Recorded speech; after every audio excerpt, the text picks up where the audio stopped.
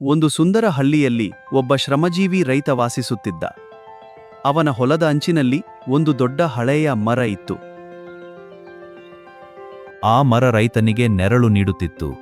ಬೇಸಿಗೆ ದಿನಗಳಲ್ಲಿ ಅದು ಅವನಿಗೆ ವಿಶ್ರಾಂತಿಯ ಸ್ಥಳವಾಗಿತ್ತು. ಮರ ಪ್ರತಿವರ್ಷ ಸಾಕಷ್ಟು ಹಣ್ಣುಗಳನ್ನು ಕೊಡುತ್ತಿತ್ತು. ರೈತ ಅವುಗಳನ್ನು ತೆಗೆದುಕೊಂಡು ಸಂತೋಷದಿಂದ ಬದುಕುತ್ತಿದ್ದ. ಒಂದು ರಾತ್ರಿ ಅದ್ಭುತ ಸಂಭವಿಸಿತು.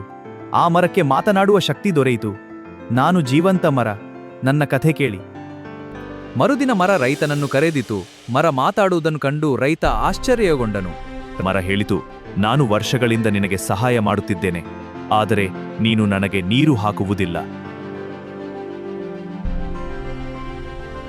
ರೈತನಿಗೆ ತನ್ನ ತಪ್ಪಿನ ಅರಿವಾಯಿತು. ಇನ್ನು ಮುಂದೆ ಪ್ರತಿದಿನ ನಿನಗೆ ನೀರು ಹಾಕುತ್ತೇನೆ ಎಂದು ಮಾತು ಕೊಟ್ಟನು.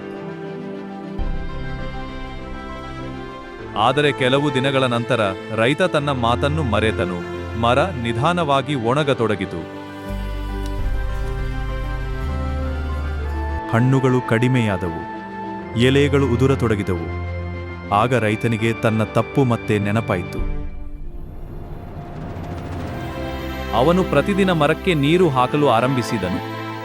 ಮರದ ಆರೈಕೆಯನ್ನು ಪ್ರಾಮಾಣಿಕವಾಗಿ ಮಾಡತೊಡಗಿದನು. ಕೆಲವೇ ದಿನಗಳಲ್ಲಿ ಮರ ಮತ್ತೆ ಹಸಿರಾಯಿತು. ಹೊಸ ಎಲೆಗಳು ಮೂಡಿದವು, ಹಣ್ಣುಗಳು ತುಂಬಿಕೊಂಡವು.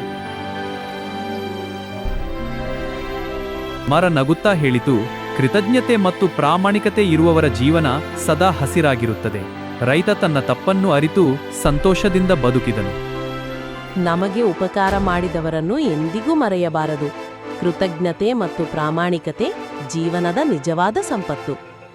ನೀತಿ: ನಮಗೆ ಸಹಾಯ ಮಾಡಿದವರನ್ನು ಎಂದಿಗೂ ಮರೆಯಬೇಡಿ.